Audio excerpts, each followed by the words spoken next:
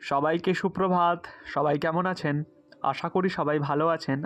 আমার চ্যানেলের নতুন একটি ভিডিওতে সবাইকে স্বাগত। আজ আমি চলে এসেছি মহাপ্রভুর অন্তরঙ্গ পার্ষদ সেন শিবানন্দের শ্রীপাঠে।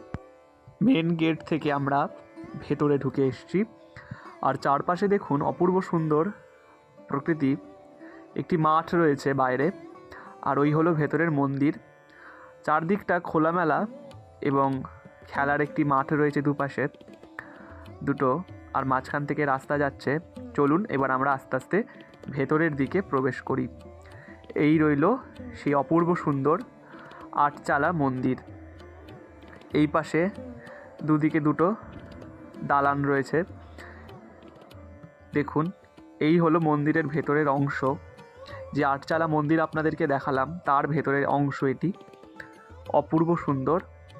এখানে মূলত সকল রকমের বৈষ্ণবীয় তিথি কিন্তু পালন করা হয়। এবার আসি সেন শিবানন্দ কে ছিলেন। মহাপ্রভু যখন সন্ন্যাস নিয়ে নীলাচল অর্থাৎ পুরীতে চলে গিয়েছিলেন, তখন বাংলা থেকে সকলকে গাইড করে এক প্রকার এই সেন শিবানন্দ কিন্তু মহাপ্রভুর সাথে সাক্ষাৎ বা দেখা করাতে নিয়ে যেতেন। এবং এই সেন শিবানন্দের কথা কিন্তু বিভিন্ন বৈষ্ণবীয় গ্রন্থে পাওয়া যায়। এই হলো মন্দিরের পেছনের অংশ। বাংলায় অনেক রকমের মন্দিরের স্ট্রাকচারের কথা কিন্তু আমরা জানি। আটচালা বিশিষ্ট নবরত্ন মন্দির, আবার অম্বিকা কালনার দিকে কিন্তু 28 চূড়া বিশিষ্ট মন্দিরও কিন্তু দেখতে পাওয়া যায়। আর এই আটচালা মন্দিরটি কিন্তু অনেকটি কালীঘাট মন্দিরের আদলে তৈরি করা। এটি তার থেকে কিছুটা বড়। আমরা এবার আস্তে আস্তে মন্দিরের পেছনের অংশে গিয়ে দেখতে পারলাম পেছনের ঘরটি হচ্ছে আসলে ভোগ ঘর। বিশেষ তিথিতে কিন্তু এখানে ভগবানের জন্য ভোগ রান্না করা হয়।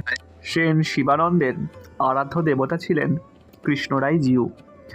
এই কৃষ্ণরাই জিউয়ের মন্দিরটি ছিল আগে গঙ্গার সামনে। পরবর্তীকালে এই মন্দিরটিকে স্থানান্তরিত করে এই জায়গাতে আনা হয়। আচ্ছা, মন্দিরটি কোথায় সেটা চলুন আপনাদের সাথে শেয়ার করে নিই।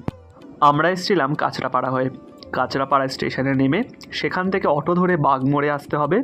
বাগমোড় থেকে আবার অটো বা টোটো করে চলে আসতে হবে কল্যাণী রথতলা। আসলে কল্যাণী হয়েও কিন্তু আসা যায়। কল্যাণী হলে একটু ঘোর হয়ে যায়, ঘোর পথ হয়ে যায়। আর খুব সহজভাবে চলে আসতে পারেন কাঁচরাপাড়া থেকে। হ্যাঁ, দুটো অটো ব্রেক করে আসতে হবে, কিন্তু সহজভাবেই চলে আসতে পারবেন। বলে রাখি, এই মন্দিরে কিন্তু এই মুহূর্তে অন্নভোগের কোনো ব্যবস্থা নেই। যদি দর্শনে আসেন অবশ্যই সেটি মাথায় রেখেই আসবেন।